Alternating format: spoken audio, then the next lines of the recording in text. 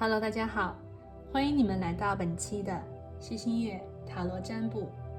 那今天呢，我为大家带来的这一期占卜主题是来看一下6月份你的一个整体运势。那么今天呢，我们还是会和往期一样，不仅呢会为大家带来整体6月份你的能量运势的一个走向，同时呢，我们也会去连接6月份我们如果想要去提升运气，或者是加强我们的好运的话，我们该怎么做？那么来自宇宙当前给我们的好运加持是什么样子的信息？来到了6月份，每年的6月份，其实我们就非常清楚的能够感觉得到，我们的这整年，我们也来到了1年的中部，也就是说，我们年头的这个时间正在慢慢的离开。进入到了6月份，离开6月份之后呢，我们就慢慢的要往下半年走了，时间也会从这个地方开始，可能会变得更快了。所以呢，来到了这个年终的部分啊，我觉得也是特别适合我们去重新的去思考，或者是让我们重新的整装待发。到了这个地方呢，其实我们也来到了一个时间能量的节点，我们既可以去往前看，也就是说未来我们想怎么走，我们也可以回头去看我们来时的路。在整个2025年上半年，我们都做了些什么，我们都改变了些什么，或者是我们为自己的目标或者是理想有做过哪些实质的一些尝试，又或者是说在整个上半年我们有没有什么样子的遗憾，有没有什么样子的可能忽略到的地方。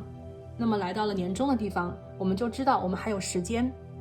我们还可以弥补，我们还可以继续的调试，甚至有些朋友我觉得在这个地方你们可以开始冲刺了，对不对？我们可以冲刺了。所以说到了这个年终的6月份，包括6月份和7月份这2个月我觉得很多朋友都是一个如果我们把这个时间呢把握住，或者是把这2个很重要的月份呢把它给我觉得是调整好，那么我相信对于每一个人来讲，对于你来说可能都是非常重要的时间，也能够为全年2025年最终我觉得是帮助你画上最完美的一个句号这个地方应该是很重要的地方，无论你是想做什么样子的一种能量调节所以呢，如果你对今天的一个能量感兴趣，你想来看一下我们2025年年中6月份你的运势的话，我们就一起来进入今天的选牌吧。那今天选牌呢，还是和往期一样，提前呢我收集了大家的能量还有信息，然后呢把它们分别放在了你面前的这3个不同的能量牌卡里面。我们呢从左往右分别是第1组、第2组，然后呢是第3组。好，从左往右分别是第1组、第2组，然后呢是第3组。我们来看一下具体的那第1组牌的朋友呢，今天我们的能量牌卡这边大家可以很清楚的看到是4叶草的能量，然后呢在这个4叶草能量里面我给大家连接的能量宝石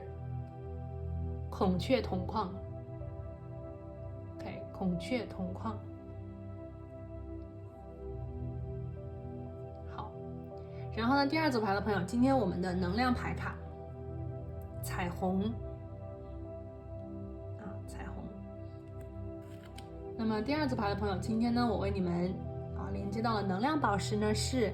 彩虹萤石，大家可以看到这个光环嘛，一圈一圈的彩虹萤石。好，然后呢是第3组牌的朋友，我们这边呢是恶魔之眼。这个恶魔之眼呢是用来这个驱邪的，首先跟大家先讲一下是驱邪的。那么这个是第3组牌的朋友，这个是恶魔之眼。好，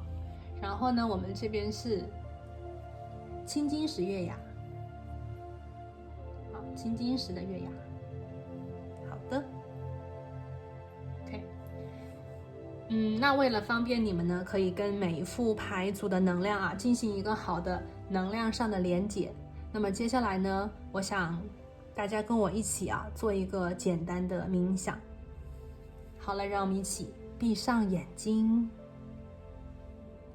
深呼吸。我们来连接一下宇宙的能量，然后呢，让我们一起来问宇宙：宇宙，请你告诉我，那么6月份年终的地方，我的整体运势会是如何，会是怎样的呢？请宇宙给我好运的加持，请宇宙给我具体的指引。感恩宇宙。好，深呼吸，睁开你的眼睛，看向你面前的这3个不同的能量牌卡，或者是你面前的这3个不同的能量宝石，用你的第一直觉去感应，究竟当前哪一个能量牌卡，或者是哪一个宝石的能量呢，在目前跟自己是最有连结、最有感应的。那由于我们这边呢是一个大众占卜，如果有些朋友呢对于其中一个能量牌卡和另外一颗能量宝石同时都非常的有感觉，非常的有感应的话，我会建议你2组都听听看，因为呢有可能你的能量还有你的信息确实呢是被分到了2个不同的牌组里。好，那如果你已经选择好了属于你的牌组的话，我们就一起来看6月份你的运势情况吧。那我们就待会儿见。Hello， 大家好，欢迎选择到第1组牌的朋友。你们呢选的是这个孔雀铜矿啊，非常美丽的一个宝石。我们先放在一边。然后呢，我们今天要来看的是这个四叶草嘛。首先呢，我们来为大家看一下第1组牌的朋友，就是关于你6月份的一个好运加持啊。好，我们来听一下这个四叶草的能量呢。那四叶草呢，它主要它其实是来自于爱尔兰的一个就是我们所谓这个好运源自于爱尔兰的文化。爱尔兰的人们呢就会觉得四叶草是好运的象征。OK， 它讲的是四叶草就是这个4个叶子嘛，大家知道其实很多时候都是3叶草，对吧？那么四叶草呢是万里挑一的，也就是说你看到10000个3叶草，你才能够看到1个四叶草，所以看到四叶草呢就是非常的稀奇了，那是非常的少见的，所以呢也是我们所谓的这个好运的一个能量啊。可能在我们的这个平常啊，好运并不是常见的东西，好运呢是极少见的东西。有了好运，我们可以比方说中彩票，有了好运，我们可以非常幸运的被选中，是不是？所以呢，这个东西确实是有概率性的啊。然后呢，我们这边还有四叶草代表的是什么呢？也就是4个方面4边，它代表的是信仰、希望、运势和爱。那有一些人呢，还有就是说这个四叶草 OK 是那个夏娃是夏娃，他是离开伊甸园的时候，他就就是摘了那个四叶草跟他一起嘛。那他不是被赶出了这个伊甸园吗？那也就是说他其实带着这个四叶草是为了驱邪的。OK， 他带这个四叶草驱邪。那也有人说呢，其实这个夏娃他在这个被赶出伊甸园之前，他是有摘这个四叶草的守护自己，然后呢驱邪避凶。所以说四叶草确实是被很多就是西方文化那么就是视为这个幸运的象征。然后呢我们这边讲就是获取幸运，我们今天是提升好运，然后呢我们要出去走一走，看看能不能找到四叶草的存在。这张牌给我很强的能量是什么除了我们刚才讲的这些能量，其实第1副牌的朋友，我觉得6月份的时候呢，如果你想去获得好运，它有一个概率问题。这个概率问题在于什么呢？就是你需要去主动争取，对吧？非常明显的，你得出去走一走。这个好运是万里挑一的，不是随随便便就能得到的。那么你首先要把自己放在概率里面，无论你是想吸引爱情，你是想要去吸引好的工作机会，还是说对于某件事情你需要好运的加持，你需要得到这个成功。所以我觉得把自己放在一个有可能被看见、有可能被选中的环境之下，非常的关键和重要这是我们今天看到这个四叶草无论你在6月份的时候想在什么方面获得运气的加持，或者是好运的加持的话，我觉得第1组牌的朋友不要退缩，把自己放在有可能被选中的地方，有可能被看见的地方。我觉得能够为你的运气啊，我就是增强啊，增强你的运气，提升你的好运。这个是四叶草啊，我觉得也是一个还蛮强的一个就是好运的感觉了。OK， 好，我们来看一下今天的塔罗牌吧，我们来抽牌啊，我们来看一下你6月份的一个能量流动。来，我们来抽一下牌啊，我们来看一下第一组牌的朋友。我们来看一下6月份你的一个运势啊，能量流动的情况是怎样的？感恩宇宙。好，我们来看一下第一组牌的朋友，来自于你6月的运势。感恩宇宙。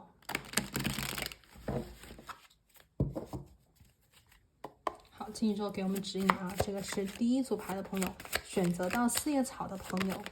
好，感恩。我们来看一下，好，第一张牌呢是金币8的逆位。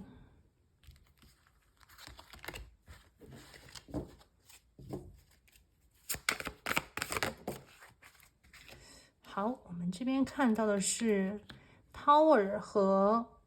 圣杯7。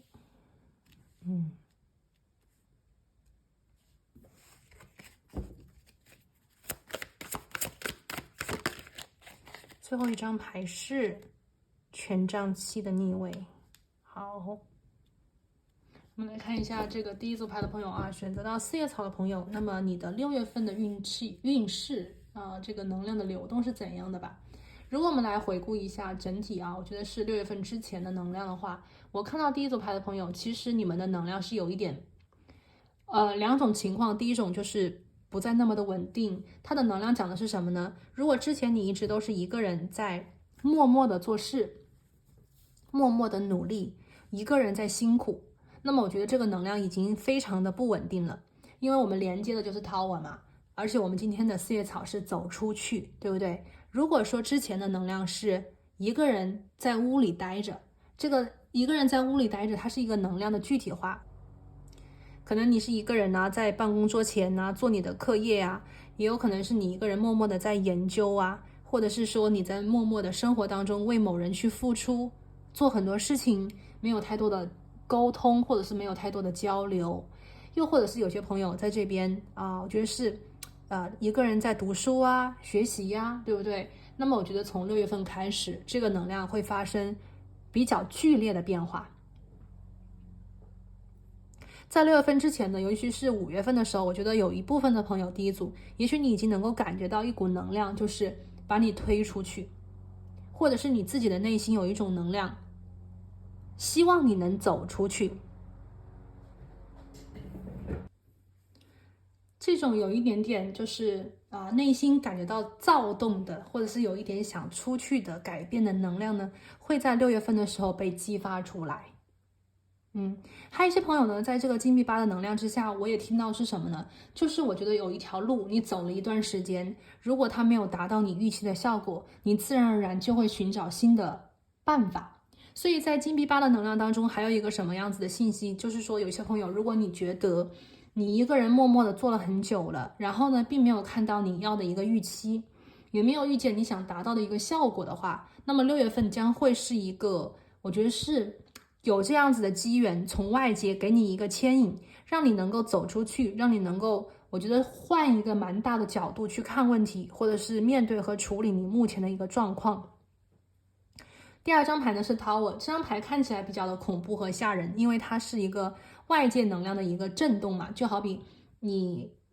下雨天的时候，你突然看到那个打雷闪电呐，哗一道那个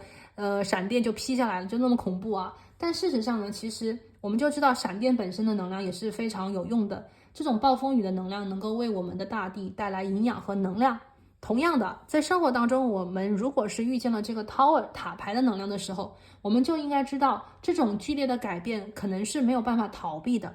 但是呢，这种巨大的改变同样能够为我们的生活带来能量的补充以及我们需要的滋养。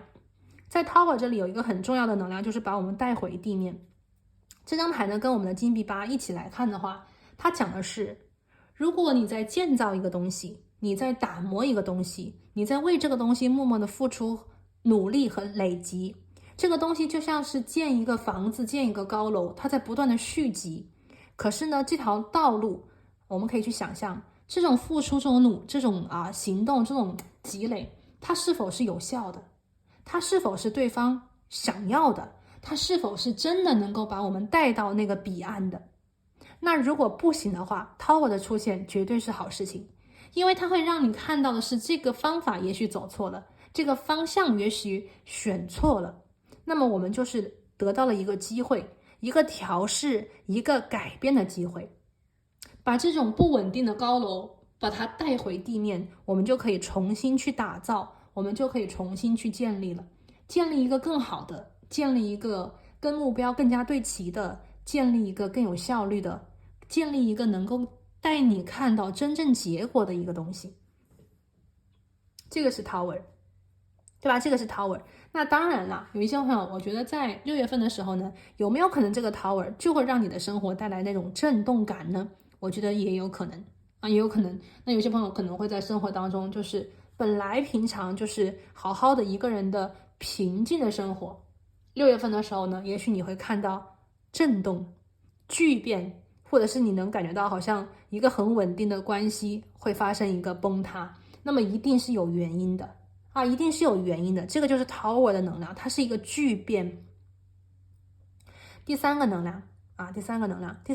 呢是圣杯七。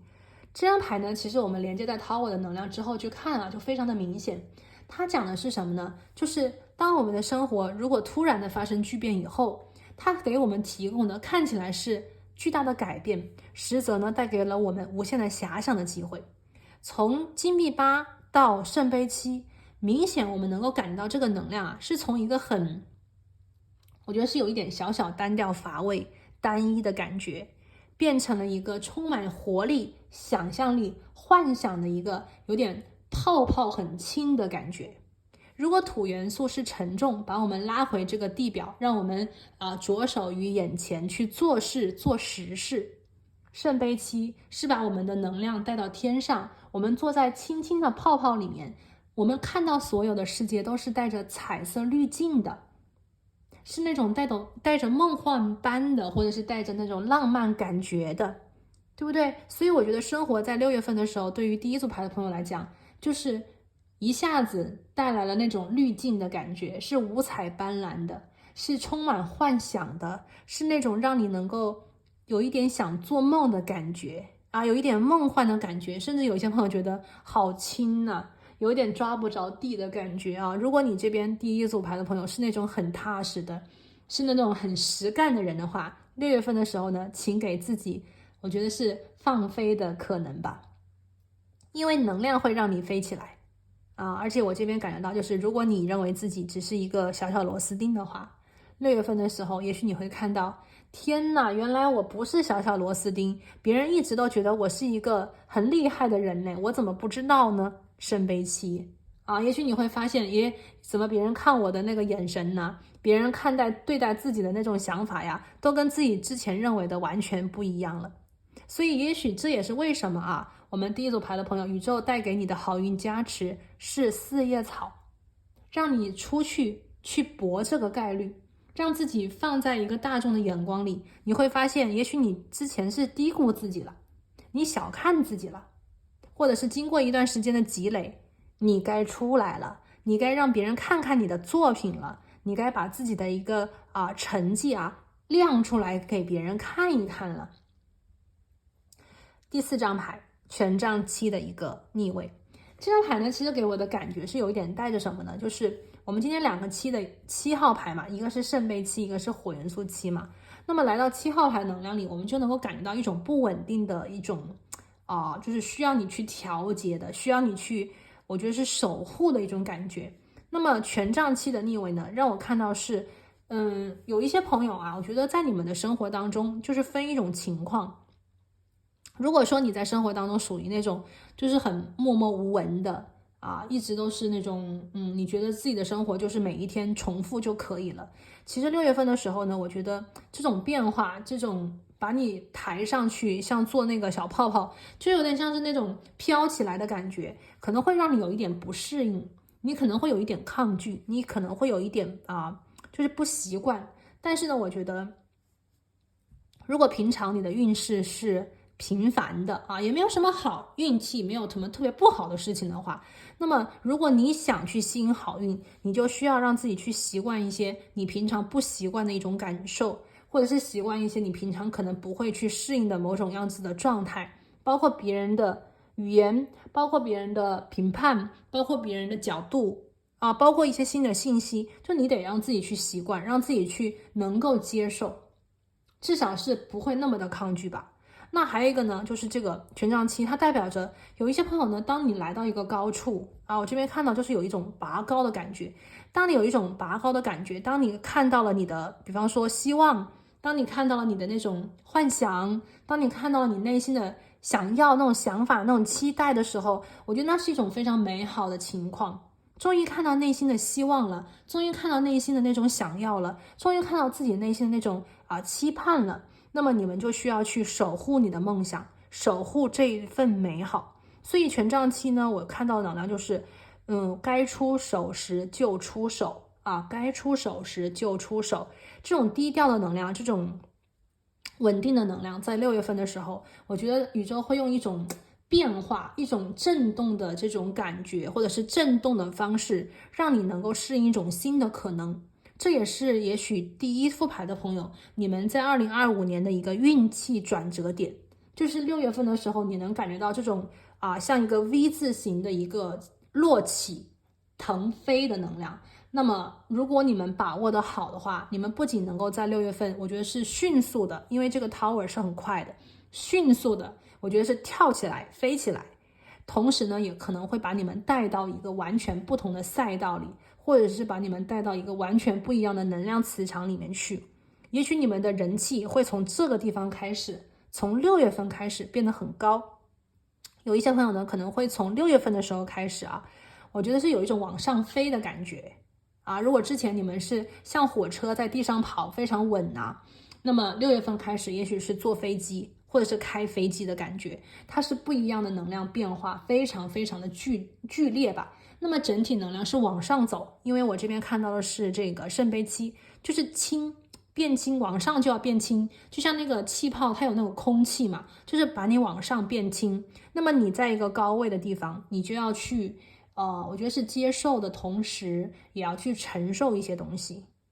就是你站在高处的话，你就会看到不一样的风景，但是与此同时呢，你也要承受高处那种风和雨，或者是高处里面有可能的一些，比方说更大的风，或者是更加刺眼的光，或者是一些看到一些你平常看不到的东西就是这样子的一种感觉所以这边是第一组牌的朋友，我为你们看到这个能量的一个流动这个是我们对应在2025年年中的6月份。好，接下来呢，我们来具体看一下工作方面我们来看一下工作方面6月份的一个运势，来自宇宙的一个具体的指引。感恩宇宙。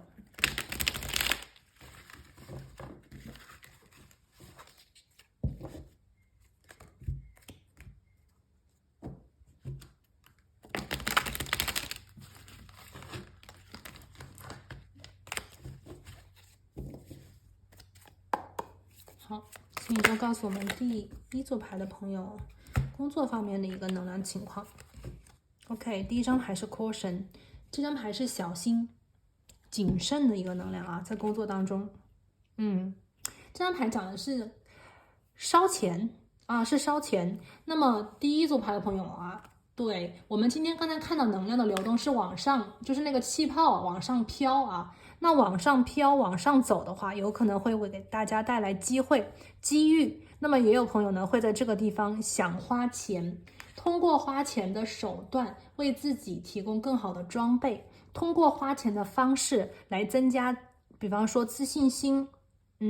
还有一些朋友呢可能是通过花钱来庆祝。那么这个时候呢跟工作有关的事情比方说请同事吃喝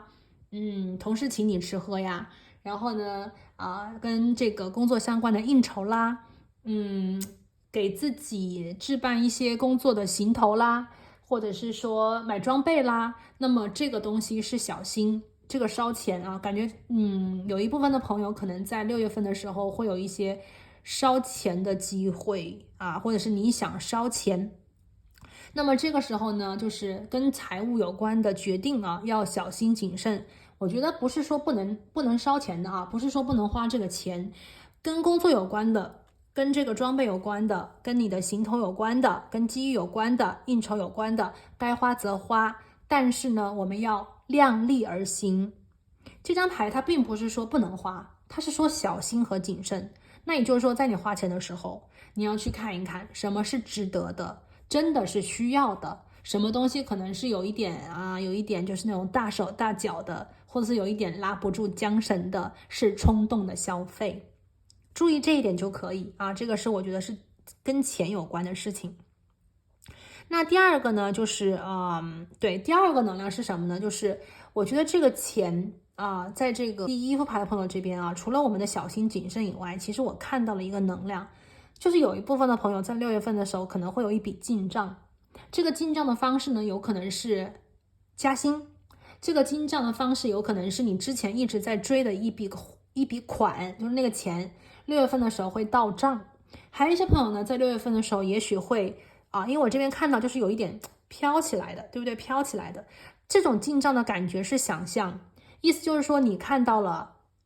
一个很好的机会，你认为自己能够成为什么样子的一个人，你认为自己能够在未来做成什么样子的大事，对吧？这种飘起来变大的感觉，会让你非常的有这种overconfidence， 就是非常的自信。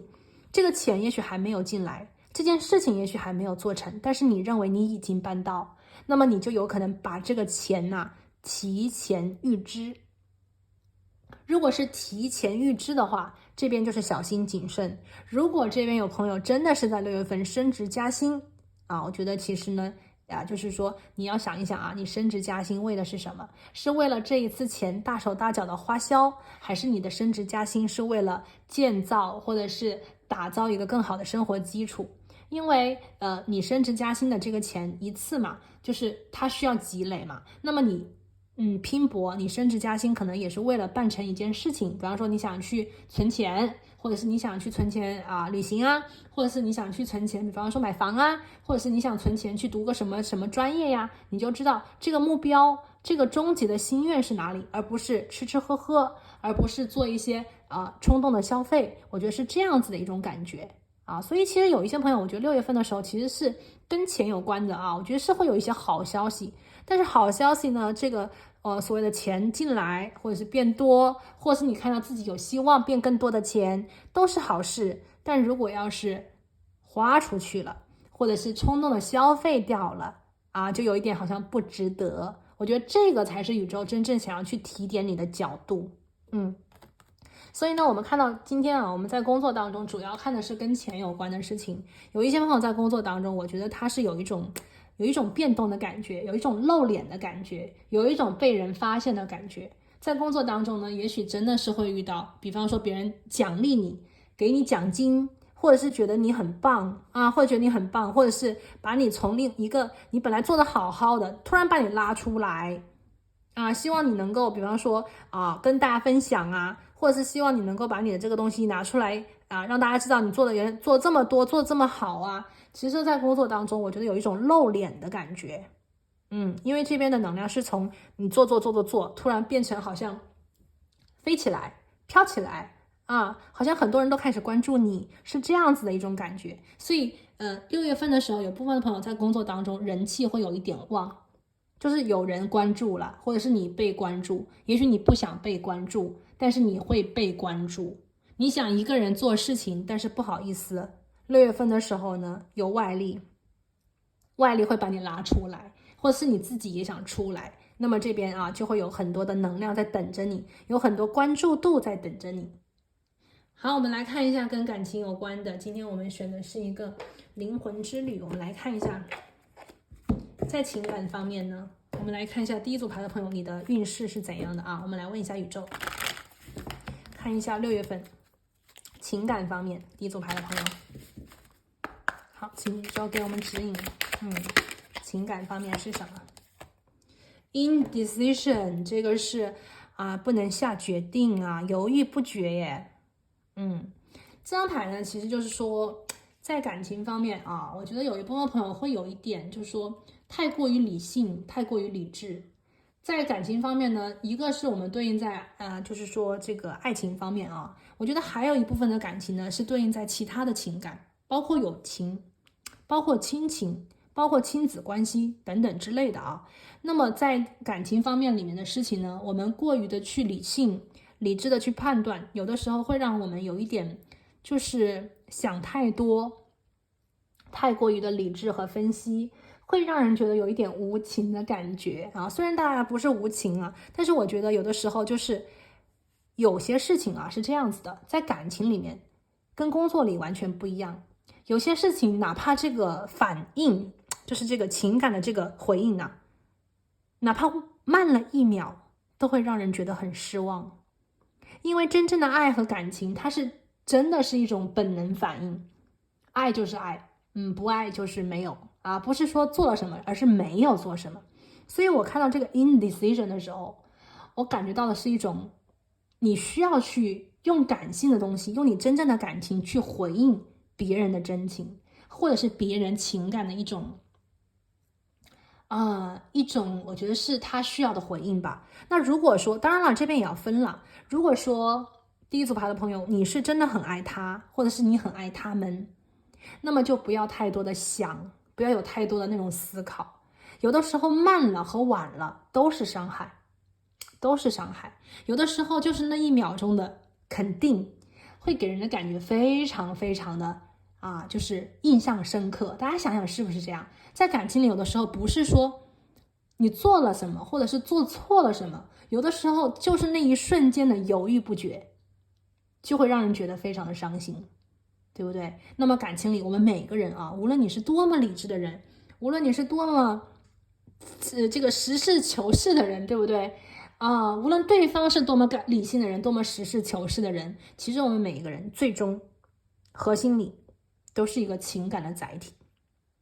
我们人跟比方说包括小动物都是一样就是跟一些其他的，比方机器人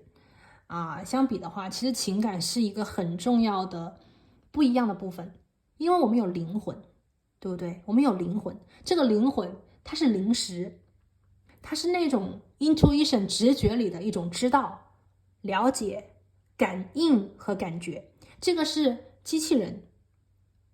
不可能有的，也不可能我们被他们取代的原因。所以我觉得这个 indecision在感情里就是这个犹豫不决，其实是蛮伤的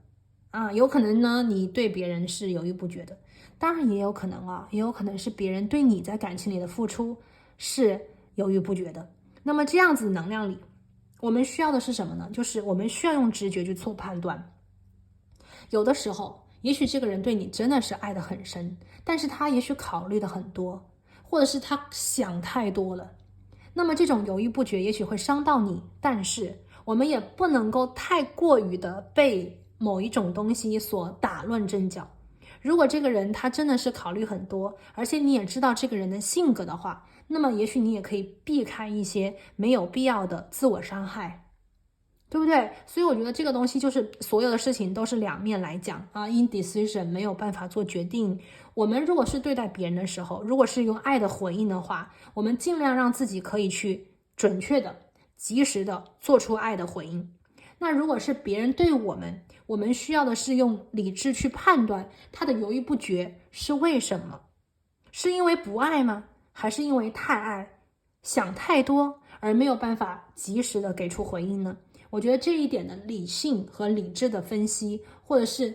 多想一点点，对你在感情里的事情，也许是能够带给你很大的一种释怀、帮助或者是理解的。最后一张牌，我们来听一下今天我们对于6月份运势来自于指导灵的一个指引我们今天来看一下来自指导灵最后给我们的一个提点。感恩指导灵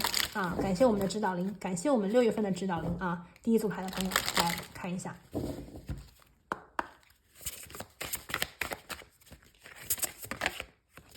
好，我们这个是一个羚羊，我们这个羚羊呢是这个是土，然后是火，对吧？是土和火元素啊。新的 pathway 就是新的路径，对，新的路径啊。考虑你现在的这个路径是否是快乐的。这个是来自于指导灵对于6月份第一组牌的朋友的一个整体的指引。也就是说，第一组牌的朋友，我觉得整个6月份吧，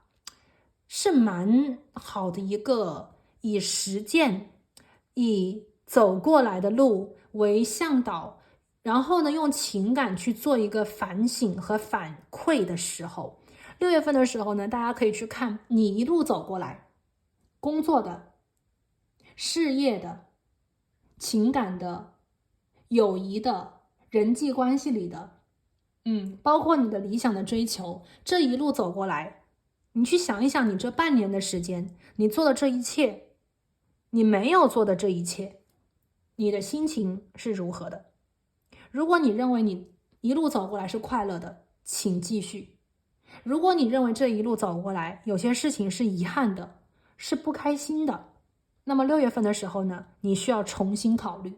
一个新的路径有可能会在6月份的时候产生和出现。我们看到 Tower， 我们看到圣杯七，我们看到权杖七的逆位，对不对？所以如果说这个新的路径产生了，我们就去想一想，旧的路径是否是我们目前的最佳方案，还是说新的路径能够带给我们不同的结果呢？所以这里呢，就是我觉得这是第一组牌的朋友吧，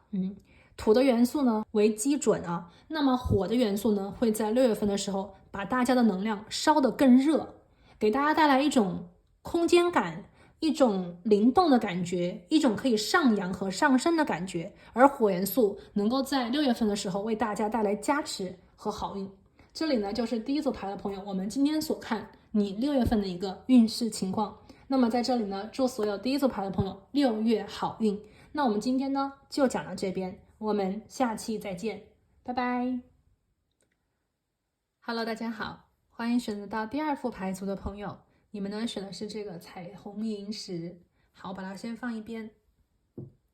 今天呢，我们要来连接和看的能量呢，是有关于你6月份的一个整体运势，以及来自宇宙给你的一个好运的提点。那么我们今天呢，首先从我们今天选到的这个彩虹的一个好运加持牌卡来看一下啊。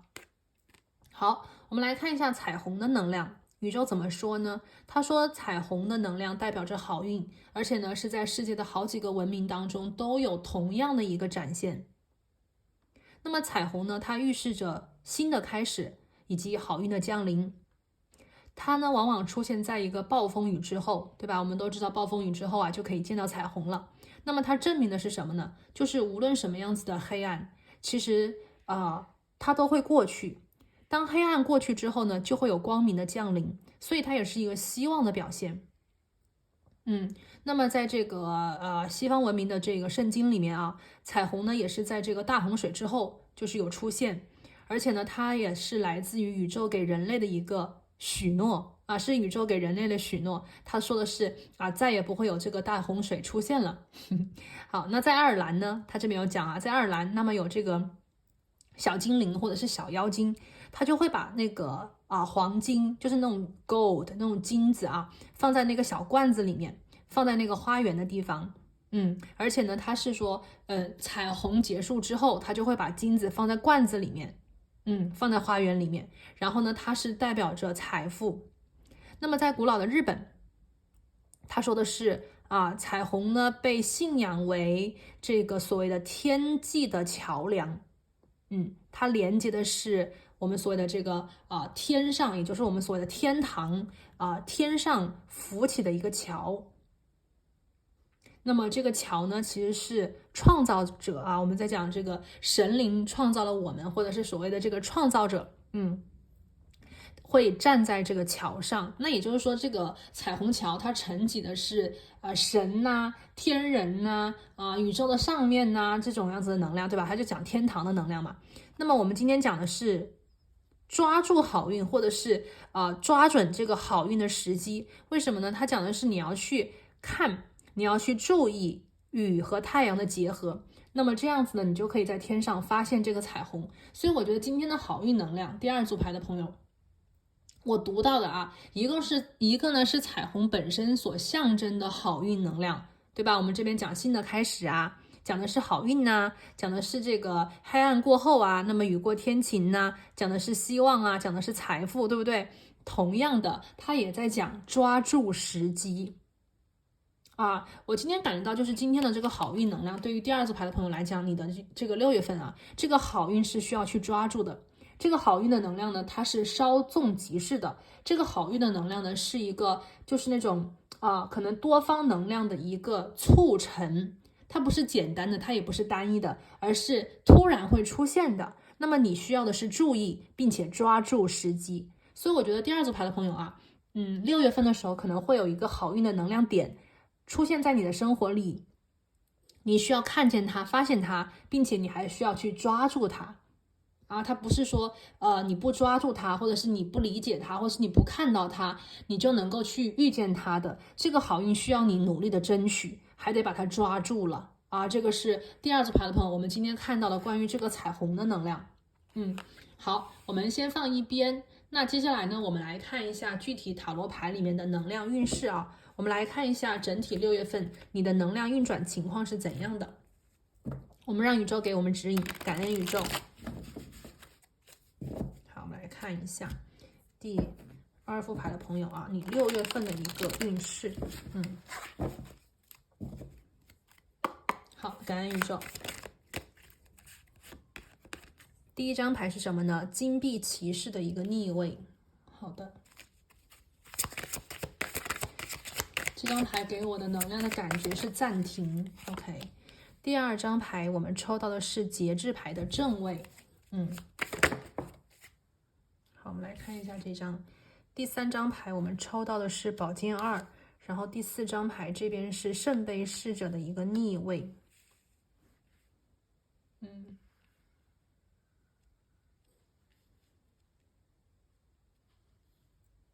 好，我们来看一下，这个是选择到第二组牌的朋友啊，选择到的是这个彩虹萤石的朋友。那么6月份你的运势是怎样的呢？我刚才讲过第一张牌的能量啊，这个是金币骑士的一个逆位。这张牌让我看到的能量以及听到的信息是暂停，是一直在往前，然后突然停下了脚步。所以6月份的时候呢，我觉得首先吧，就是有一部分的朋友啊，我觉得一成不变的东西可能会在6月份的时候有一个戛然而止，或者是说你一直在行动的一个方向，或者是你一直在努力的一个模式，在6月份的时候会突然有一个暂停键，会帮你按住。这个暂停键呢，有可能是你自己需要的一个暂停，它有可能是身体的休息，也有可能是这个暂停键是你现在所需要的一个调整或者是调试。又或者是说，还有一些朋友啊，我听到的是你生活的步伐的脚步需要发生一些变化了。因为在金币骑士的能量当中，我可以看到的是有些东西它的这种发生和发展速度是有一点慢的，偏慢的。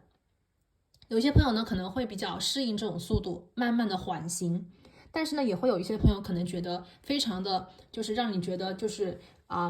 不舒服，因为你可能更希望它能够加速度。我们刚才讲过，在开头就讲过，我们其实来到2025年的6月，就来到了一个年终的地方。6月份和7月份这2个月的时间，其实是特别适合我们做所谓的调整气息、调整脚步。无论是重新改变方向，还是说我们做加速，还是做减速，还是说比方说改变方向，又或者是说重新出发，都是很重要的一个调节篇。那么我们今天看到是金币骑士的一个逆位嘛，我就觉得有些朋友啊，这边我听到的能量信息就是关于这个我觉得是生活当中的一个东西，它是需要一个调节和改正的。那么这个调节和改正它的目的是什么呢？我们来到第二张牌，就是这个 Temperance，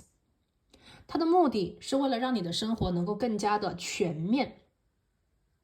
它的目的是为了让你在整体生活当中，我觉得是感觉到一种很舒服的那种我们 Temperance 这边有什么能量？相互不同能量，或者是我们可以理解成对立能量，是相反能量的一种调节。所以这边我听到的啊，这个信息是什么呢？第一个，我们去对应一下，有一些朋友我刚才讲过，也许这个突然的暂停键是你的身体在给你发出警告，你需要在6月份的时候去看一下医生，或者是6月份的时候呢，给自己一些休息的时间啊，让自己能够在身体方面，我觉得是做一个暂停键。那么 temperance 它可能是工作强度和你的身体情况的一个平衡，相互之间要达到一种和谐共赢的方式。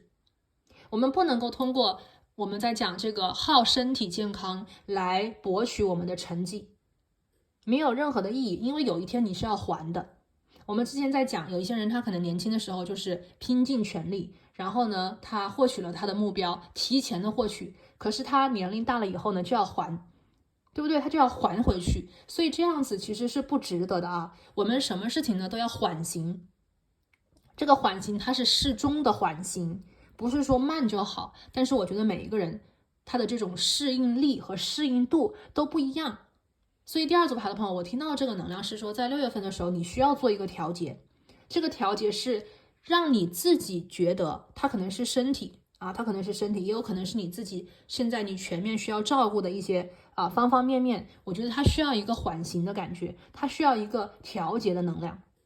Temperance 调节。第二个呢，我们在精密骑士这边我也看到是什么呢？就有一部分的朋友啊，我觉得在前一段时间，我们讲到6月份，我们就需要把2025年整体上半年的能量来做一个回顾。我觉得有一些朋友呢，可能会在这个地方，就是两种情况，也是两个极端。第一个呢，是上半年的时候你们跑得很快，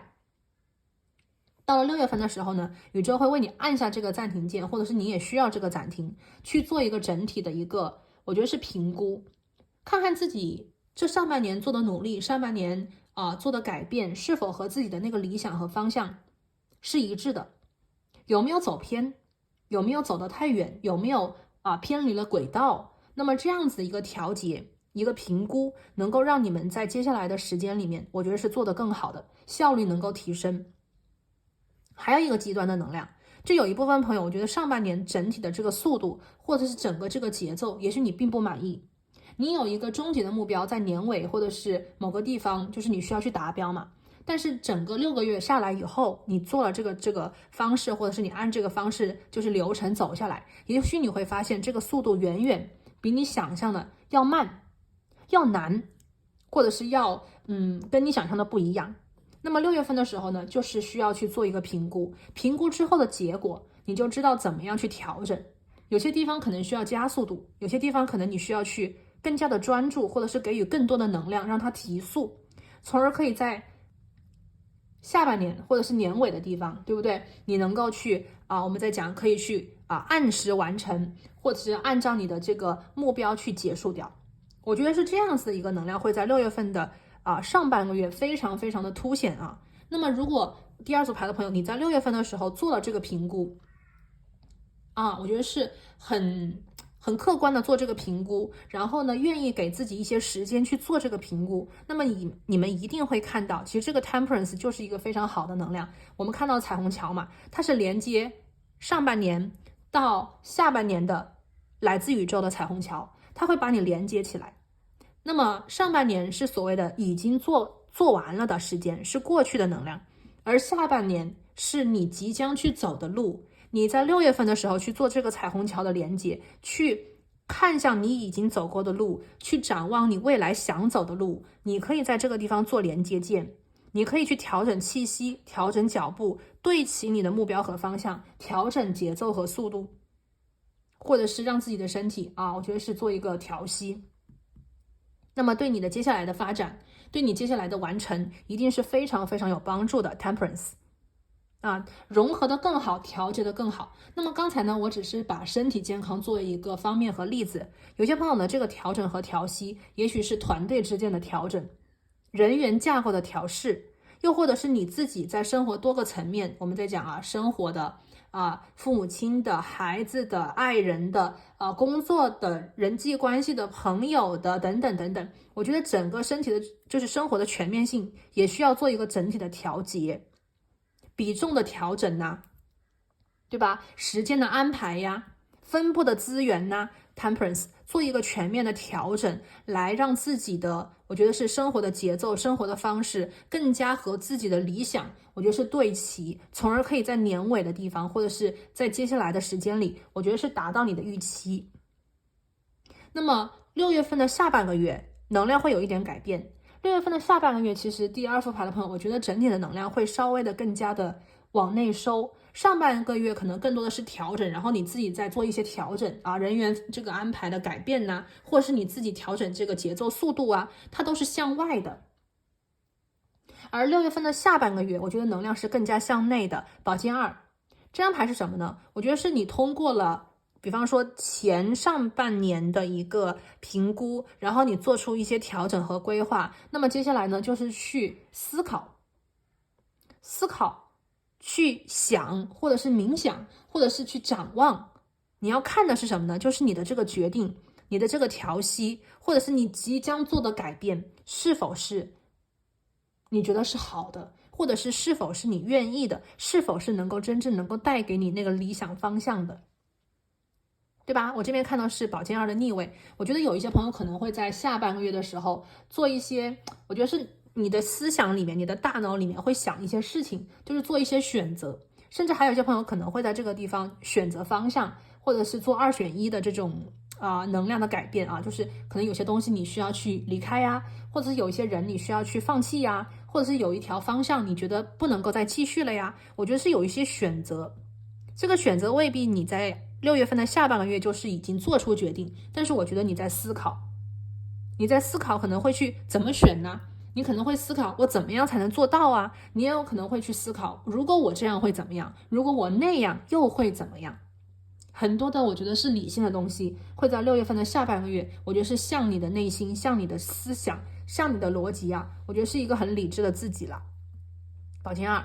那么最后的这张牌呢，是圣杯侍者的一个逆位啊。这张牌呢，在告诉我一个新的能量即将被显化出来，但是这个新的能量呢，在6月份的我们这个时间节点里面，我觉得还看不到。所以我觉得整体我们今天看到这个彩虹桥这个连接的能量，其实是会有大概2个月的时间啊。第二组牌的朋友，我觉得6月份和7月份是你的调整期，是你的中间过渡期，就像这个桥一样，它将带给你的这种调息和调试。对于有一部分朋友来讲，我觉得是会在6月份和7月份的2个月时间为你调整出新的开始，有可能会为你调整出我们所谓的这个黑暗之后的光明，也就是有些事情如果你觉得非常的不好，有些能量你认为非常的这个压抑，那么有可能通过6月份和7月份的调试，你能够在接下来的2025年下半年看到新的希望，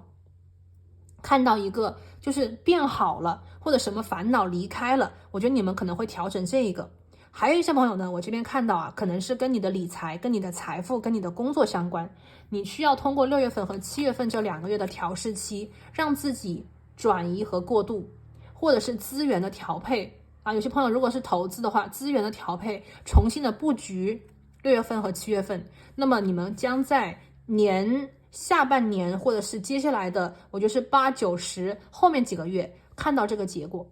那么6月份，你看我们这边圣杯侍者的一个逆位，我觉得是一个新的能量，它正在为你酝酿，但是这个新的能量还没有酝酿出来，就6月底的时候我们还看不见，这个能量非常有可能会在7月份的时候出来一个新的能量，这个新的能量有可能是一个我这边看到能量就是说7月份的时候，可能对于第2组牌的朋友就是能看到雨过天晴，彩虹的能量，我觉得它是在说明是一个暴风雨的尾端，而新的那种阳光明媚，或者是新的希望和新的开始，又或者是新的机会，新的人会在7月份的时候陆陆续续走入你的生活。所以我觉得6月份对于第2副牌的朋友来讲，上半个月可能是向外的，下半个月可能是向内的调节，整体6月份和7月份你们做的能量的这种我觉得它的这种调试的感觉会非常的强。那么你们在6月份做好调整和调试，我相信很多朋友第2组的下半年你们将会看到不错的一个成果，或者是你下半年的时候会看到速度变快了呀，或者是下半年你会看到整个这个方向效率都会大幅度的提升。所以6月份、7月份真的还挺关键的。好，我们看完塔罗牌呢，我们首先来对应一下今天我们去看第2组牌的朋友6月份你的一个工作情况，我们来看一下工作和事业的一个运势，来自宇宙的指引，感恩宇宙。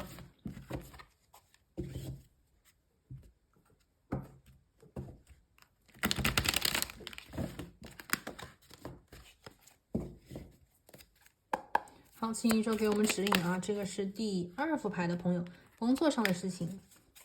好，我们抽到是盖亚，这个是大地的一个能量啊。他说让你在6月份的时候花点时间与大自然去接触，这样子呢，你就可以得到疗愈，你就可以得到放松，你也可以重新的我觉得是整理好自己。这是什么意思呢？我觉得这张牌跟我今天看到第1张土元素的启示是非常有连接的。这张牌就是在告诉我，有一部分的第2副牌的朋友，我觉得上半年2025年6月份之前，我觉得有一些事情就是一个是身体上的事情啊，我觉得身体健康方面真的是需要你们去做一个关注啊，无论是这个按摩也好，瑜伽也好，看病也好，检查也好，我觉得6月份的时候还蛮适合做这个身体方面的一个 check 啊。然后第2个呢，就是我觉得有些朋友这边能量稍微耗的有一点多前上半年走过来可能我觉得消耗的比较大。那么在6月份的时候呢，我觉得是一个加油站的感觉，一边加油一边休息，一边重新的去，我觉得是 regroup 嘛 ，regroup 就是说我们要把这个散掉的东西重新把它整理好。可能有的时候我们走着走着，做着做着就忘记了目标和方向，我们就会走远了，就会走多余的路。那么我们在6月份的时候呢，整理一下自己，整理心情，整理思路，整理我们目前为止做的这些事情，我们去评估，我们去规划，那么你就可以去看到走远了，那我们就回来，对吧？我们想多了，我们飘了，我们就把自己重新拉回来，拉到这个主场和主线来，我们要对齐我们的目标和理想。我觉得这个是6月份的时候，我觉得在工作，尤其是工作、读书学校或者是做研究的朋友我觉得是非常非常关键和重要的一个能量的指示吧。第二个它讲的是保护我们的地球我们要去保护我们的地球，保护我们的生物，保护我们的生态。如果有朋友在这个我们所谓的这个时候也就是2025年这个时机这个地方，你想为我们的地球做一些什么事情，或者是你工作本身，我们今天就是现在的这个整个大的，我觉得是整个这个经济的环境其实是会有非常非常大的一个，就好像是移位的感觉。很多朋友可能会觉得自己的工作仿佛已经就是来到了它时代的末端，或者是时代的尾端，你们可能会有一种就是那种心情或者是那种能量让你们觉得不舒服的感觉。那么我们在讲能量是什么，就是一个圆，如果你们来到了这个能量的尾端，其实你们就是应该去勇敢的踏入能量的起始的地方，就是那个圆，就像那个蛇你在那个尾巴那个地方，你就要往前走到蛇头的那个位置就是我们整个能量是个圆环。如果你认为你的工作不稳定，有可能被未来的人工智能或者是未来的一些数据分析或者是一些东西给取代的话，那么你就要去思考什么东西不会被取代。今天呢，来自宇宙的一个指引就是，也许跟环保有关的，跟生态有关的，跟我们人类本身有关的东西，可能是比较前沿的，也就是我们所谓的从尾部跳到头前。为什么你不可以做这个跳跃？为什么你不可以做这个大的改变呢？其实很多人都在做这个改变。如果你愿意去让自己去朝向这个能量的话，那么这些我们在讲前沿的这些领域，科技或者是生态相关的工作也好，机会也好，平台也好，就会陆陆续续的被你发现，你也会陆陆续续的吸引他们来到你的生活。那么也许这种能量性的方向性大的调节和改变，不仅能够解决你当前的这种无论是危机也好，是这种焦虑也好，是你认为的没有希望也好，同时还能够为你带来我觉得是新的可能。就像我们今天看到这个彩虹桥，一切都是过渡，如果我们不小心走到尾部，我们就可以通过这个彩虹桥跨越它，走到最前端，是吧？如果我们不是在这个我们所谓的这个中间部位，不是在这个稳定期的话，为何我们不能够走这个彩虹桥去过渡呢？我们今天来自宇宙的能量就是有关于生态的，有关于我觉得是人文健康发展的，有关于有机的一些东西，也许是第二组牌的朋友你们可以去考虑的，关于接下来的求职方向，接下来的比方说创业领域，或者是你想去重新思考的这个方向性的一些东西啊，这个是宇宙给出的一个指引能量啊。好，第三个能量它讲的是什么呢？他说宇宙呢其实是与你同在的，你要相信啊，那种很细微的磁性，它是会指引你的。那也就是说，其实在第二副牌的朋友这边啊，生活本身就是一个大手，宇宙本身就是一个推力大的一个推力器。在你的生活当中，有些事情，如果你认为这个大手是在推着你往前，你就继续；如果你认为有些事情做着做着就是很不顺，做着做着就觉得好像这个大手把你往别的地方在推呀，或者是把你放在别的地方，就怎么走都走不通，另外一条路又很顺畅，那么你就知道这个时候就是宇宙在调节了，他是想把你从另外一个地方从一个地方换到另外一个地方，一定是有好处的，一定是你需要去接下来重新思考或者是重新出发的地方。所以我觉得其实隐隐的我觉得是隐隐的默默的，第二副牌的朋友，你在生活当中可以去感应一下这些助推器的力量，这些隐隐的能量磁场推着你是往左还是往右，是推着你往前还是让你停下来，你跟着这个能量的运动去改变调节，你会发现很多事情很多答案就是立刻马上你能够看清楚，立刻马上你能够看懂和看明白。那么你跟着改，跟着调节，或者是跟着去思考，我觉得对你整个的无论是身体也好，是你的工作的心情也好，还是你的这个事业领域也好，还是你的理想目标也好，甚至你整体的一个生活规划也好，也许你都能够看到不小的惊喜。所以说我们今天看到这个彩虹，好运是需要你抓住时机的，而这个时机在6月份的时候会出现一次转瞬即逝的一个时间，你要去抓住它。那么如果想抓住它，你就需要去看见它，发现它，你需要有一颗愿意抓住它，愿意发现它的内心哦。好，我们来看一下接下来的感情部分。我们来看一下第二副牌的朋友在情感方面在情感方面宇宙的指引是什么？好，情感方面我们今天看到的是服务是服务，在感情方面我们看到是服务。这张牌呢，我觉得有很强的能量，都是在讲，就是在感情当中就是我们可能都很希望得到爱，但有的时候呢，我们需要去先给出爱，然后再收获爱。第二组牌的朋友，今天我们的整体能量我觉得是有一个暂停键，有一个停一下这种感觉那么这个停一下，在感情里可能它也是类似的一个指引。当你从你的一个很规范的、很一致的、很重复的生活，这种，或者是你把它理解成一个，就是那个跑步机会不断的重复，没有停止。当宇宙被你按下，或者是你为宇宙按下这个暂停键之后呢，那么你就有这个时间和空间，一下子那个能量就停下来，就让你看见和发现。你就能够看见和发现，可能有些人他们其实等你很久，他们其实一直希望你能够停下来看看他们，问问他们，关心一下他们。这里的感情有可能是我们在讲爱情当中的我们所谓的伴侣、情人、爱人、恋人，也有可能是我们的孩子，是我们的亲人，是我们的朋友。在服务当中我们既可以去为别人做一些事情，我们也可以在情感上面去给予，因为有的时候这个服务也许他们并不需要你真的做什么，尤其是在感情当中，对不对？有的时候并不是真的你要做什么事情，有的时候可能就是需要你在感情当中给他们投入关心，投入爱，投入理解，投入关怀。所以我看到这个服务当中有一些朋友呢，当然是可以去做一些事情，可以去带着你的孩子呀、家人呐、爱人呐，我觉得是做一些什么事情呢？带他们出去吃吃饭走一走啊。那么更重要的是情感和情绪上的连接，问问他们好不好，问问他们需要你什么。我觉得这个服务的能量啊，在6月份的时候还挺，就是感觉到当你停下来之后嘛，你当然是可以做这个情感的服务，对不对？那么你做这个东西就是相当于在感情当中去存钱。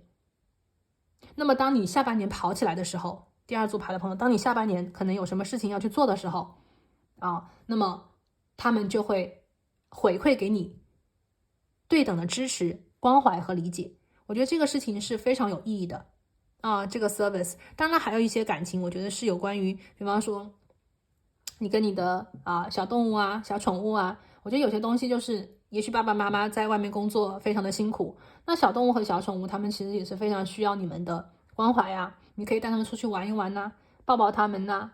跟他们有一些接触啊，我觉得也是一种不仅仅是爱了他们，给了他们服务，同时我觉得这种服务的精神和服务的能量本身是会回到你自己身上的，你会感觉到爱，因为付出爱和给予爱本身也是一种，我觉得是爱的一种能量，对不对？那么你无论是给还是接，其实都是爱本身，你能够感觉到这个爱的能量的流动或者是流淌。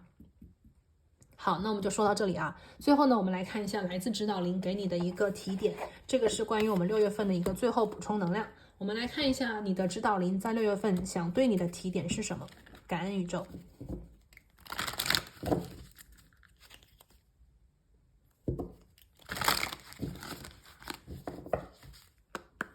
好，请宇宙给我们指引。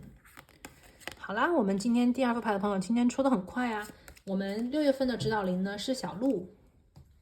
今天的能量是风和水啊，是风和水。指导灵怎么说呢？信任 ，trust。他说呢，6月份的时候，无论是什么事情，无论是什么局面，请大家以一种轻松的心态去连接。那也就是说，有些事情啊，我听到的就是一个呢，就是轻松的能量，不要太过于严肃，不要太过于的沉重，能够带给你们好运。第二个呢，就是我听到的是这个事情有可能会变，这个事情有可能会转。有些事情也许你在6月份的时候看起来好像很严肃很严重，但事实上可能过一会儿就变了，过一会儿就走了。有些事情你看起来好像你会我们在讲就是把它放大呀，我们可能会有点放大的感觉，但事实上宇宙在讲，如果你信任它，如果你相信这个事情会变好，彩虹嘛，雨过天晴就是一瞬间的事情。看起来的这个雷霆和暴雨，事实上没有那么可怕，雨过天晴就会出现彩虹，而彩虹会把所有的一切都彻底的改变。所以我觉得第2副牌的朋友啊，如果说6月份的时候有什么样子的状况，有什么样子的事件，有什么样子的情形，你认为很严重，或者是你想用非常严重的这种放大的角度去处理的话，那么你就要想一想，你的指导灵想要告诉你的是彩虹的信任。很多事情很快就会改变，很快就会过去，那么好运或者是阳光就在黑暗之后啊。所以呢，我觉得是积极的心态啦，然后呢是一个阳光的心情啦，然后最后呢就是要去相信。我觉得第2副牌的朋友，你一定能够抓住这样子的好运时刻，你也一定能够抓住属于自己的时机，利用好6月份调节的这一个月，以及7月份调节的时刻我觉得是让你在接下来的时光里我觉得是起飞或者是腾跃。好了，这里呢就是我们今天讲的一个6月份的一个运势给大家做的连结。那么希望这些能量呢能够为大家带来好运和指引。那我们今天呢就先讲到这边，我们下期再见，拜拜。Hello， 大家好，欢迎选择到第3副牌组的朋友，你们呢选的是这个青金石月牙。好，今天我们要来连接的这个能量呢是说，我们要来看的是6月份你的运势情况今天我们第3组牌的朋友，你们抽到的呢是这个恶魔之眼。OK， 我们首先来看一下对于6月份的整体运势当中，来自宇宙给你的好运提点信息是什么好，首先呢，我们这个恶魔之眼它是一个护身符它是一个护身符。那么这个护身符的能量，它带来的好运，过去呢是在这个地中海，然后是西亚地区非常的流行。恶魔之眼这个护身符啊，在那个阿拉伯地区也叫魔眼或者是邪眼，它是一个非常古老的一个好运的一个 charm， 就是我们所谓的这个小物。OK， 那么它呢是在这个 Middle Eastern， 那就是这个中东 ，OK， 然后是印度文化啊，已经存在了好几千年，对吧？非常古老的一个能量。那么这个护身符呢，它可以保护持有者，就是不被邪眼 OK 所侵蚀。那么如果说有人啊用这种不好的眼神、不好的能量来对应你的话，那么如果你带了这个恶魔之眼，这个能量就会被反弹回去，或者是反噬回去。那也就是说，如果你带了这个恶魔之眼，或者是你拥有这个恶魔之眼的能量的话，就是谁要是对你有心怀不轨的话啊，或者是谁对你有不好的能量，他就会被这个能量反弹。就是谁有这个能量，他自己反而是被这个能量所侵蚀的人，你不会有任何的伤害，这个能量会被反弹回去。然后呢，同时这个恶魔之眼它也是一个灵性的一个我们所谓的保护啊，它可以给你，如果你携带它的话，它可以给你提供好运。那么我们今天的这个好运啊，就是悬挂一个恶魔之眼呢，在你的这个家门口 ，OK， 所以我觉得它是一个能量的入口啊，能量的入口，它是一个护身符，它是一个门庭的能量。宇宙说，在你的能量当中，在你的能量磁场里，它有一个能量的入口，在这个能量的入口的地方，宇宙会为你在6月份的时候提供恶魔之眼的能量。那也就是说，宇宙会在6月份的时候以保护的方式来为大家提供好运。这张牌呢，其实有2个能量可以解。首先呢，我觉得首先啊，就是这个第3组牌的朋友，你们选到这一组，我觉得你们的守护灵的能量会很强，在6月份。OK， 宇宙会为你带来守护之力来保护你。那么一定是你值得保护，或者是说，我觉得宇宙能够看到你需要它的保护和帮忙。第2个能量呢，我同时也感觉到，就是第3组牌的朋友啊，也许在你们的身边跟周围有人有不怀好意，这个不怀好意可能会是各种各样的原因，有的原因跟你一点关系都没有，可能是因为他们吃醋啊，可能是因为他们嫉妒啊，可能是他们觉得你太好了呀，或者是因为他们觉得自己跟你比就是很差呀，可能有各种各样的原因啊，我们不知道这个原因具体是什么，现在还不知道。但是我觉得第3组牌的朋友，就是你不要担心，如果你选择好了，如果你做好决定了，你们就勇敢的尝试，坚强的走下去。因为我看到的是在你们选择的这个能量里面，在你们选择的这个方向和路径里面，宇宙会为你带来守护和保护之力。无论是谁想要去害你，无论是谁有不好的这种对你有这种施咒的感觉的话，那么他们的这个能量根本就侵蚀不了你。因为在能量的入口的地方，宇宙会有恶魔之眼去反弹这个不好的能量，谁想害你，他就是被害的那个人，而你不会有任何的影响。所以我觉得第3组牌的朋友，这种守护和保护的能量非常非常的强，会在你的6月份的时候，它将带给你的是好运。也就是说，你可能刚刚看到这个人，你为什么要这样子啊？怎么回事？发生了什么？可能你还没有刚刚意识到啊，结果那个人就被反噬了，那个人就被他自己的这个做的坏事给侵蚀了，而你没有任何的问题。那么当他可能被自己的能量反噬之后相对应的，也许对于第3组牌的朋友来讲，你们反而是那个得到好处的，或者是你们其实发现，这个运气怎么就不小心落在自己身上了呢？赢得非常的轻松和简单，或者是避开的非常的轻松和简单，最后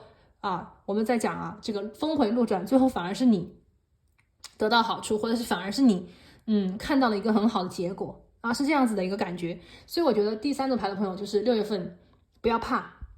一定不要怕，勇敢一点。因为我看到你们的路在你们的前方的这个路里面，路径当中，就是那种谁要是对你有任何的想法的话，而且尤其是不好的想法，就是反而会是那个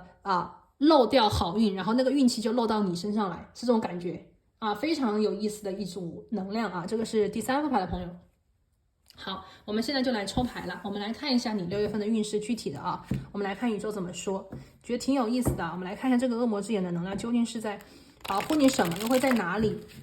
我觉得是有人漏给你的这个运气是什么我们来看一下，看一下第3组牌的朋友，6月份你的能量运势的流转，我们来看一看，感恩宇宙。OK， 看一下这个是第3组牌的朋友，第1张牌。Justice 啊，这个是公平正义的一个逆位。来看一下，这是第一张牌。好，第二张，看一下第三组牌的朋友，你的6月运势。第二张牌是什么呢？金币国王的逆位。好，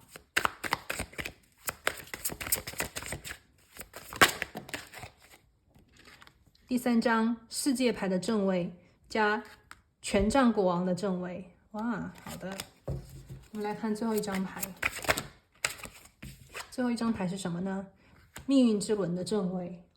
你看这个是第三组牌的朋友，你们的能量非常的特别的一组非常非常的有意思。我们来看一下整个能量我觉得在6月份的时候真的是还挺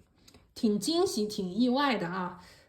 先来揭晓一下答案我觉得第三组牌的朋友，6月份你的运势到了月底的时候，你的能量就非常好了。月底的时候你会遇到惊喜的这边第三组牌的朋友，月底的时候你会遇到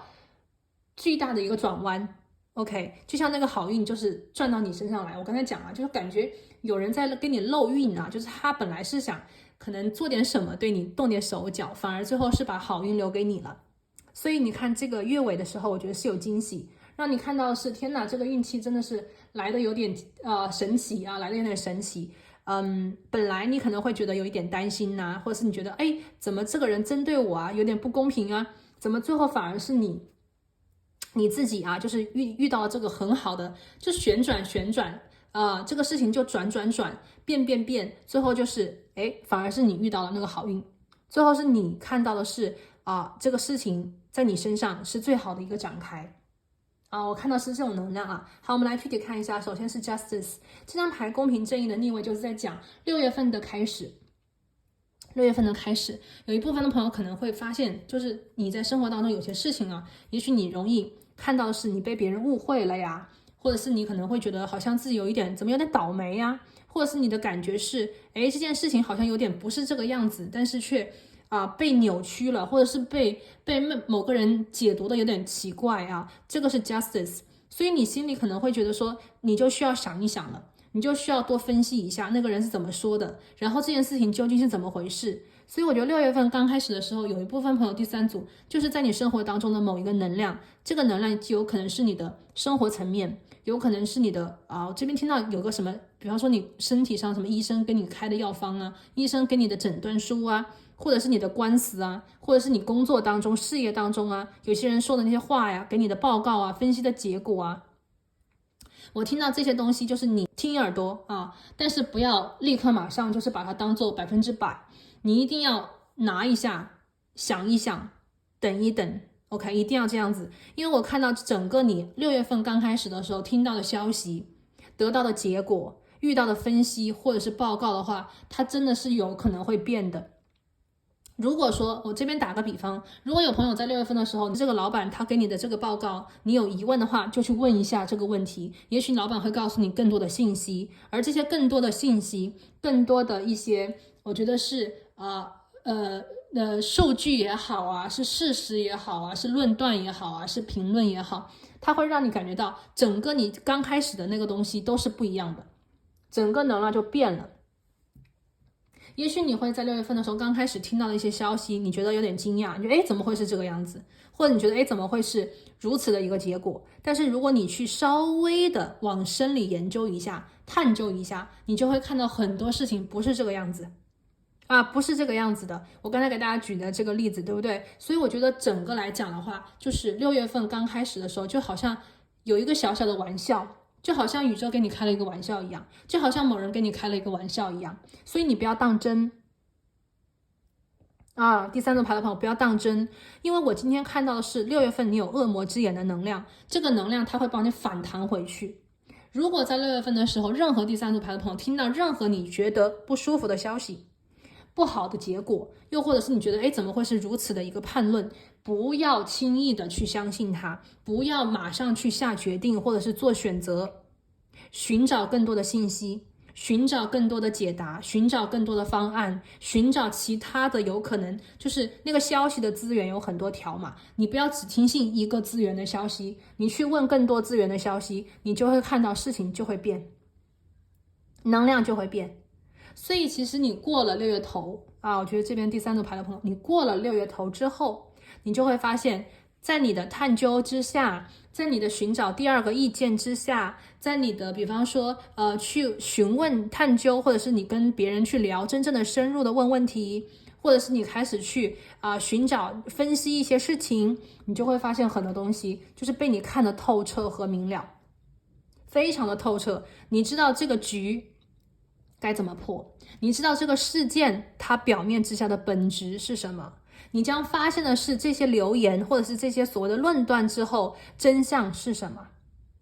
所以整个到了6月中旬，我觉得是过了6月中旬，大概这个时间里面啊，第3组牌的朋友，其实这个能量就会有极大的逆转。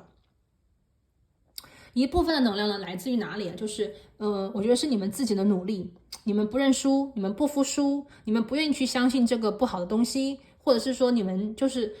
不会被这个能量，就感觉有一个邪的能量，就是有一点我们在讲邪嘛，邪就是歪不正啊。我觉得这个能量就是你们可能也不信邪因为你们自己很正，你们做的都很好，所以不信邪，那么你们就会去探究，就会去研究，就会去搞清楚状况，那么这个能量就会给你们带来一个全新的世界。所以呢，因祸得福是第3组牌的朋友6月份的一个，我觉得是能量的一个特点。OK， 是因祸得福，正是因为有一个人他可能在扭曲事实，正是可能有一个部分的能量就好像跟你开了一个玩笑一样，让你大跌眼镜，所以你才会那么的认真，你才会那么的深入，你才会那么的想知道究竟发生了什么。在这个能量之下，你会看到全篇。可能本来没有这个能量的这个我们所谓的歪，就是不正嘛，这个邪，没有这个邪的话，你可能还不会这么的深入去了解，你还不会那么的去比方说钻研它，或者是理解它，或者是弄清楚弄明白，或者是要让自己就是不在这个朦胧当中去我们所谓的睁一只眼闭一只眼，而是让你彻底的清醒，让你彻底的弄明白。所以我觉得就是因为这个所谓的邪，反而让你非常非常的就是稳定成熟，并且能够控制这个大的局面。世界牌，你会在这个能量之中看到的是你成功了，你要赢了，因为你看到了整个这个能量的运转，就是你能够去非常好的非常准确的去把握你该怎么样走出来，你该怎么样破局，你该怎么样争取，你该怎么样去把握这个将来。我们这边世界牌的后面还有一个权杖国王，我看到了一个无比自信的你，无比清晰这个方向和路径的你，对未来充满希望，对未来充满美好的一个你。你知道怎么回事，你知道是谁在这里作乱，你可能会知道之前你都有点困惑的一个困局，在6月份的中下旬你就打开了这个结界，你就知道了这个事情的真相，你就完全了解究竟从过去到当下是怎么个回事，未来你又该怎么样去选择和抉择。所以是因祸得福因祸得福。这里的能量我看到这个前半的能量 Justice 和金币国王的能量，有一些朋友甚至是会解惑，你会解决一个之前都有的困惑。在你的6月份上半年的时候，你之前的一个能量在6月份上半月的时候会被牵引到一个就像一个雷一样的东西，这个雷出来以后让你非常的就是不得不去解决或者是你不得不去看向这个事情的真相。6月份上半个月过完之后呢，就是完全了解，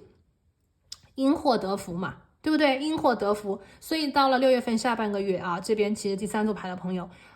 有可能你会遇到贵人 ，OK， 有可能这个贵人是你自己，也有可能你会遇到一个特别厉害的人他就是为你指点迷津他就会让你知道，因为我刚才讲过你可以去寻找其他信息的资源嘛，是不是？其他的人怎么想另外的人怎么看呢？或者是其他的人角度又看到了什么呀？有可能是有贵人的，有可能有贵人的相助，也有可能是你自己通过探究，通过探寻，通过询问，通过自己的一个深入的一个研究，你会发现真正的核心和本质，你会发现真相在哪里。所以呢，我们看到最后到了6月底的时候，我们的能量是命运之轮的正位，那也就是说一切开始转动了一切都开始转动了，立刻马上瞬间的能量就是把整个这个局就给拉开了，就感觉到这个能量之前就像是一个帷幔，一直拖，一直拉，然后有的时候你看得不清楚，有的时候可能会骗你或者有的时候你觉得好像自己蒙蔽了双眼或者有的时候你会觉得说这个事情为什么会如此的进展呢？你可能有一点郁结或者有点不开心有一点觉得伤心有点难过6月份下半个月，6月底的时候，立刻马上全篇都变，你看到的将会是美好，你看到的将会是好运，你看到的将会是恶人得到了惩罚，你看到的是我们所谓的这个好人有好报，你看到的是你本来该有的东西，最后就是稳稳的落在自己的手中，其实什么都没有走，什么都没有变，就是这样子一个非常我在这边就是想说是因祸得福嘛，或者是你也可以把它理解成正义永远是站在好人这一边的，或者是邪不压正，就是这样子的一股能量在这个第3组牌的朋友这边非常的强烈。所以呢还是那句话我们就是在讲人在做天在看，有些人相信，有些人不信，对不对？那我们自己呢就是做什么事情就是对得起良心呢，然后呢不让自己后悔是不是？我们要能够不管有没有人在看，是吧？我们都是跟着自己的本心，跟着自己的真心，我们随善，我们随缘。所以只问初心不问结果，我们就是要好好的做人，好好的做事情。那么我们可以看到6月份的时候有一个非常强大的一个审判的能量，也可以再讲是一个因祸得福，也可以再讲是个审判嘛。就是如果有人在这里有不好的邪念，有不正的东西，那么终将自食其果。而第3组牌的朋友，我看到你们就是宇宙给你这个恶魔之眼嘛，就是让你明白和懂得善良的人心存善念的人，做好事不留名的人，或者是一切都是我们在讲平常都是去为别人，也没有想那么多，不一定什么时候都能有好结果，但是呢宇宙也会让你看到会有好结果，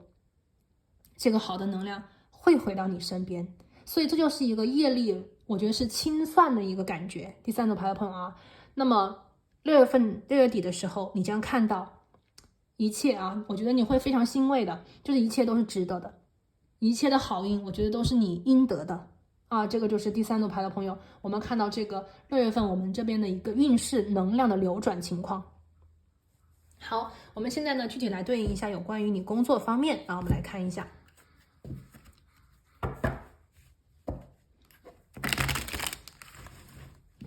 我们来问一下宇宙，选择到第3组牌的朋友，这个青金石月亮的朋友，你6月份的工作运势是对应在什么样子的一个状况里，是怎样的一个运势呢？感恩宇宙。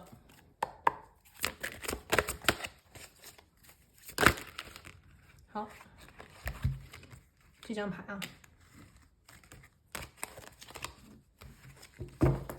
我们来看一下6月份的工作情况我们来听一下宇宙是怎么解的。这张牌呢想的是 emotions 情绪情绪的能量对应在我们的工作里面他说你的情绪呢会影响你的经济你的情绪的好坏会影响你的经济情况。有一部分的朋友，宇宙在这边指出，对于你的工作和事业，对于你的财富运势，有一部分的朋友如果在这边受到了阻碍，或者是受到了一些干扰和影响的话，那么有一部分的朋友，你们的原因在于你把太多的时间、精力、关注放到了你的情感世界、情感生活里，而这样子的一个能量会影响你自己的事业发展。所以呢，这样子的能量里面，它出现的是什么情况呢？就有一部分朋友如果你这段时间感觉到就是情场得意，又或者是情场失意，无论是得意还是失意，你要从你的感情生活去看向你的工作、事业、学业的情况，因为有可能无论是你的得意和失意，它都有可能在影响和干扰你自己的一个事业的打造，你工作的一个情况，又或者是你学业的一个发展，你要去做一个评估，你要去做一个审视，甚至有些朋友要用恶魔之眼的能量去排除这个干扰。如果这里啊，如果这边有一些朋友，你想在工作、事业、金钱、财富方面去赚取更多的金钱，去赢得更多的，我觉得是能力，或者是要更多的财富的积累的话，那么宇宙说你需要做一些你真正感兴趣、真正喜欢的事情。也许啊，第三组牌的朋友在你们能量当中啊，我觉得你们可能是一群比较感性的一群人吧。这个感性可能它出现的能量是说，无论对待工作、事业、爱情、友情，你们其实是非常真的一群人，非常的真实。爱就是爱，不爱就是不爱，恨就是恨，对吧？没有什么所谓的遮掩和那种掩饰。你们是一群活得很真的人，你们非常的看重的是自己的真心，自己的本愿。那么在这样子能量当中，如果你想在工作、事业、财富当中，我觉得是更加的顺利，或者是更加的能够看到直接的结果啊。因为我觉得第三组牌的朋友，你们的能量就是很直爽的一群人啊。那么同样的，工作当中也是做自己喜欢的，做自己感兴趣的，你们就会在喜欢和爱这个能量里面去投入更多，去吸引更多好的，去达到更多好的结果。所以我觉得第三组牌的朋友，你们是一群需要用感情去影响，用感情去投射，用感情去吸引的一群很直接的，我觉得是这样子一个人群，一个族群。你们要善用这个能量，同时也要避开这个能量可能带给你的干扰。这个就是我看到宇宙给出的能量信息。所以在工作当中，在这个我们今天看的是工作嘛，就是工作当中，我觉得有一部分朋友是容易感情用事的，容易感情用事，但是感情用事不一定是个贬义词。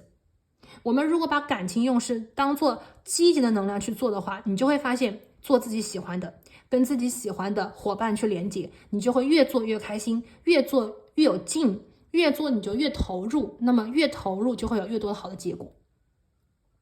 那么相对应的，如果你感情用事，那如果你感情用事当中，你跟那些不喜欢的人在一起，或者是你看恶魔之眼嘛，有这种不好的能量的话，你就需要去排除掉，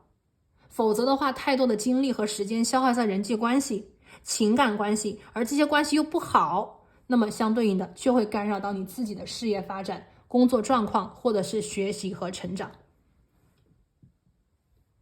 对吧？我觉得这个能量还挺有，就是我觉得非常能够带入，非常能够连接到啊。有的时候确实就是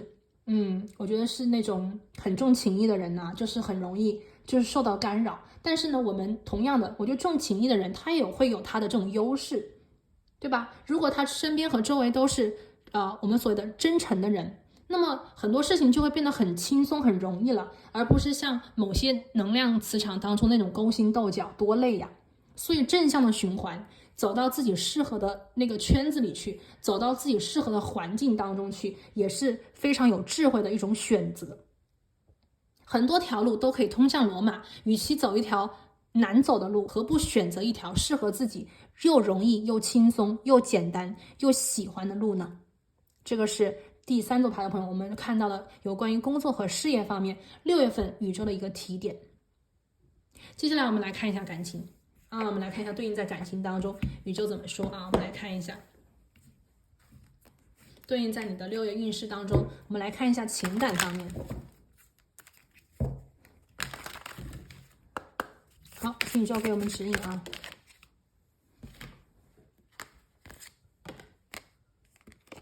Patience 感情方面我们这边看到的是一个耐心牌，是耐心。感情方面有些事情它的发生、它的起因、它的结果都有它自己的所谓的顺序，有它自己的时间的一个过程，或者是时间的一个轴线。如果我们强行的去推，强行的去干扰，或者是强行的去想要看到一个结果的话，未必能够得到。这边我看到这个恶魔之眼的能量跟这个 patience 连在一起，耐心。有些事情我们越是去花精力，有的时候就是越难看到这个为什么。可是有些时候呢，时机到了因缘这个机缘我觉得是到了以后，就是得来全不费功夫。6月份的时候，我们上半个月跟下半月的能量差别非常的大。也可以讲就是6月份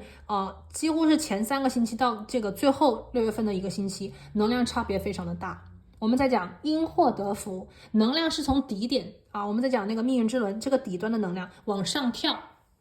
对吧？刚开始的时候你可能觉得哎呀怎么这么倒霉怎么这么不顺呢？怎么会有这种人呢？后来发现这个事情峰回路转，最后反而是自己运气好，自己反而是成功的那一位，对不对？那么得来全不费功夫，就是这个感觉。时间到了，时机到了，该你知道的真相，第3组牌的朋友你一定会知晓。该你知道的为什么那个答案，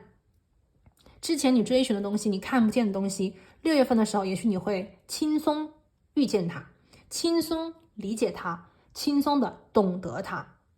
所以我觉得有很多时候很多事情都是有时间的，时间本身是我们人类我觉得是每个人都要去过的一个关过什么情关，过什么事业观，其实很多时候我觉得跟时间是有关系的。就像我们每个人都有土星的能量，时间对于我们每一个人来讲可能都是不够的，或者是对于我们每个人来讲都是我们急躁的，希望现在马上立刻知道这个真相，可是不可以，对吧？不是所有的时候都可以立刻马上出现在我们的面前，所以我们需要有耐心，我们也需要去培养自己的耐心，尤其是在感情里，该你知道的东西你迟早会知道，这个人是真心还是假意。刚开始的时候我们未必能够发现那个东西是真的，刚开始也许这个人非常的好，时间久了以后你会发现这个人真不行。但是有些人刚开始的时候你可能觉得这个人真不行，时间久了以后你会发现这个人是真的好。所以我觉得在耐心的能量之中，其实它也是把你指向一个更加沉的，更加安静的，更加真实的，更加无限接近真相的一个我觉得是那份真实。而这份真实也有可能是第3组牌的朋友刚才讲过也许是你们本身的能量，你们就是真实的真诚的，所以你们也是要发现真实的和真诚的人，无论是对应在你的爱情生活友谊，对不对？还是你工作当中那些你的队友，你的团队无论是领导层面的那些上司，还是你自己团队当中的，还是你引领的，你招聘过来的你的这个公司的一员，或者是团队的一员，你的队友，是吧？我们看到是 patience。 最后呢，我们来看一下6月份来自你的守护灵我这边听到就是说第3组牌的朋友，你们6月份守护灵的能量会很强嘛，所以我们来看一下6月份你的守护灵，你的指导灵给你的一个重要提点是什么信息我们来看一下感恩宇宙。长颈鹿，这个是一个大局观我们今天这个守护灵给第3组牌的朋友，这个重要的指引是大局观。我们来看一下